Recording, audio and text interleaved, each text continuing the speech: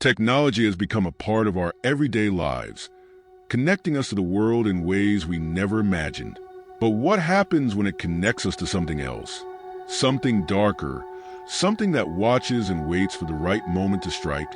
Tonight, we unravel the story of a man and his phone, a device that did more than connect calls. Get comfortable, if you dare, and remember, some things can't be undone.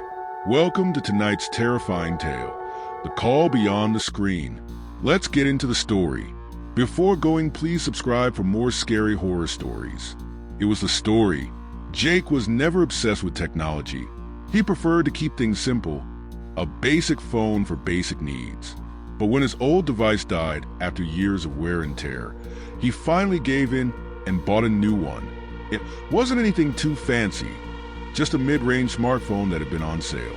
When he powered it on for the first time, everything seemed fine. It had all the bells and whistles of a modern phone. Sharp screen, fast apps, a great camera.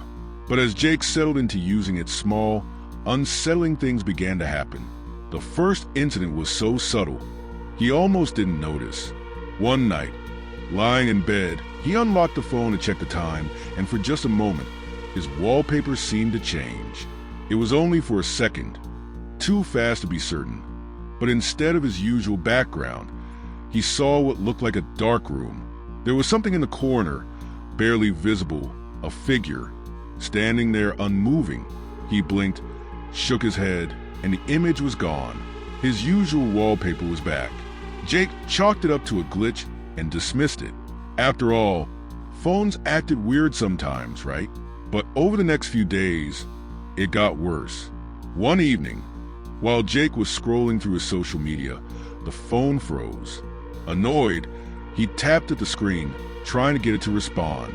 That's when he heard it, a whisper. It was so faint, he thought he imagined it at first. He paused, holding his breath, and listened. There was again, soft, almost like static, but definitely a whisper. The sound was coming from his phone. He checked the speakers. There were no apps running, no calls coming in.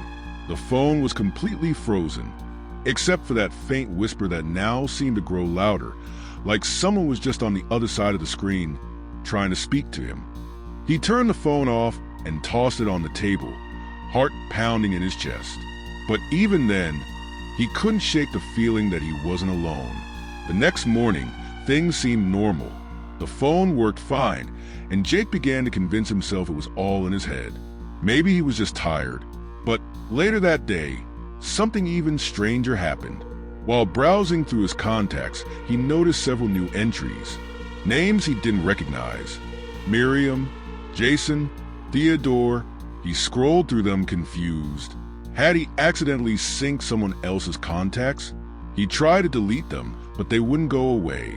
No matter how many times he hit the delete button, the names stayed.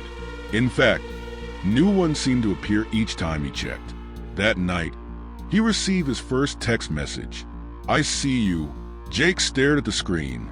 There was no number listed, just a message glowing on his phone in the dark. His hands trembled as he swiped it away. But then, another message appeared. "Come closer." Jake felt a chill crawl down his spine. He dropped the phone onto his bed and backed away. Was someone messing with him? He paced the room, trying to calm himself down. Maybe it was a prank. Maybe the phone had been hacked. His phone buzzed again. This time, it was ringing, an unknown number. He didn't want to answer, but something compelled him to pick it up. Slowly, he raised the phone to his ear. "Hello," he said, his voice shaky. There was silence at first. Then, the whisper returned louder now. "Open the door," it said. Jake spun around, his eyes locking onto the door of his apartment. He hadn't heard anyone knock. There was no sound at all, just a whisper on the other end of the line, repeating the same words. "Open the door." He hung up, his heart racing. Seconds later, his phone buzzed again. This time, it wasn't a call. It was another message. "I'm here." A loud knock echoed through the room. Jake froze, his eyes darting to the door.